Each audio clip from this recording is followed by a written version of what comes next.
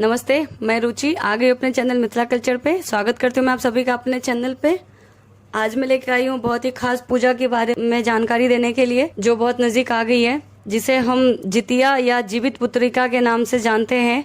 तो चलिए जानते हैं जितिया कब है और क्या शुभ मुहूर्त है। जितिया व्रत में महिलाएं 24 घंटे के निर्जला उपवास रखती है। इस व्रत के पुण्य प्रताप से संतान की आयु लंबी होती है। इस साल जितिया का व्रत 6 अक्टूबर को रखा जाएगा। संतान धर्म जितिया पर्व का विशेष महत्व है। इस पर्व को जीवित पुत्रिका व्रत, जितवा या जितिया या जुतिया व्रत के नाम से भी जाना जाता है। इन 4 नाम से इनको जानते हैं। हर कल्चर का अलग अलग नाम रखा गया है। इस साल जितिया व्रत 6 अक्टूबर 2023 को रखा जाएगा।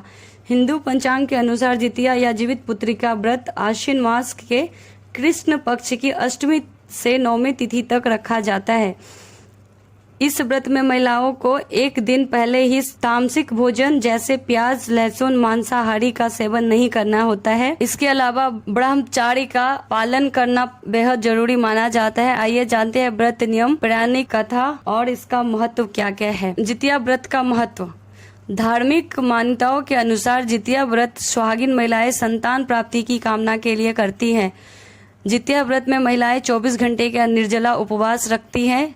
इस व्रत के पुण्य प्रताप से संतान की आयु लंबी होती है। वही जितिया व्रत करने से नवविवाहित महिलाओं को संतान की प्राप्ति होती है।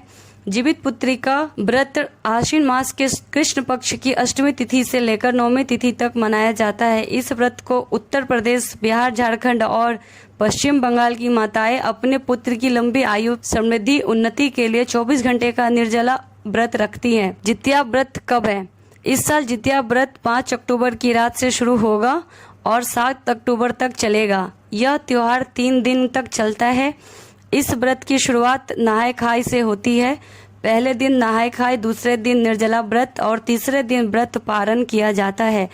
5 अक्टूबर को नहाय खाय से इस व्रत की शुरुआत होगी। वही 6 अक्टूबर को महिलाएं निर्जला उपवास रखेंगी। इस व्रत का पारण 7 अक्टूबर को किया जाएगा। कब है जितिया व्रत? जाने नहाय खाय शुभ मुहूर्त का महत्व, चलिए जानते हैं। जितिया व्रत के नियम।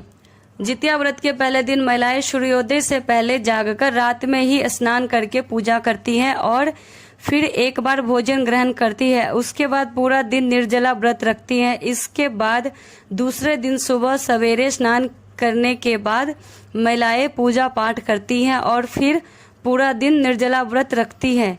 व्रत के तीसरे दिन महिलाएं पारण करती है। जितिया का नहाय खाय कैसे किया जाता है, चलिए जानते हैं। जितिया व्रत का नहाय खाय बिल्कुल छठ पूजा की तरह होता है। इस दिन महिलाएं सुबह सुबह उठकर गंगा स्नान करती है और पूजा करती है। अगर आपके आसपास गंगा नदी नहीं है तो आप सामान्य स्नान करके भी पूजा कर का संकल्प ले सकती हैं।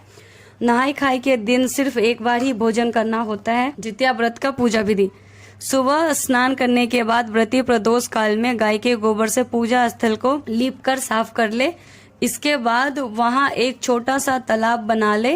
तालाब के पास एक पाकर की डाल लाकर खड़ा कर दे। जीमूत वाहन की कुश निर्मित जल के पात्र में स्थापित करे। कुशा से बनी जीमूत वाहन की प्रतिमा को धूप, दीप, चावल, रोली, पुष्प आदि अर्पित करे। इस व्रत में मिट्टी और गाय के गोबर में चील व सियारीन की मूर्ति बनाई जाती है। इनके माथे पर लाल सिंदूर का टीका लगाया जाता है। पूजा समाप्त होने के बाद जीमूत वाहन व्रत की कथा सुननी जाती है। जितिया में कौन से भगवान का पूजा होता है? जितिया व्रत में अन्न जल का त्याग कर माताएं संतान की दीर्घायु, आरोग्य और सुखमय जीवन की कामना के लिए व्रत रखती हैं। जितिया में जीमूत वाहन भगवान की पूजा प्रदोष काल में की जाती है। इस बार जितिया का व्रत 6 अक्टूबर को किया जाएगा। जितिया व्रत की पौराणिक कथा। पौराणिक कथा के अनुसार महाभारत युद्ध के दौरान अश्वत्थामा पिता की मौत का समाचार सुनकर बेहद नाराज हो गया था। वे मन में बदले की भावना लेकर पांडवों की शिविर में पहुंच गया था।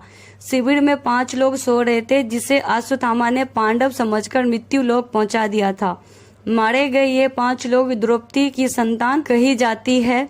इस घटना के बाद अर्जुन ने अश्वत्थामा को बंदी बनाकर उनकी दिव्य मणि छीन ली, जिससे क्रोधित होकर अश्वत्थामा ने गर्भ में पल रहे अभिमन्यु के बच्चे को मौत के घाट उतार दिया। इसके बाद भगवान कृष्ण ने अभिमन्यु की पत्नी उत्तरा की अजन्मी संतान को अपने सभी पुण्य का फल देकर गर्भ में ही जीवित कर दिया।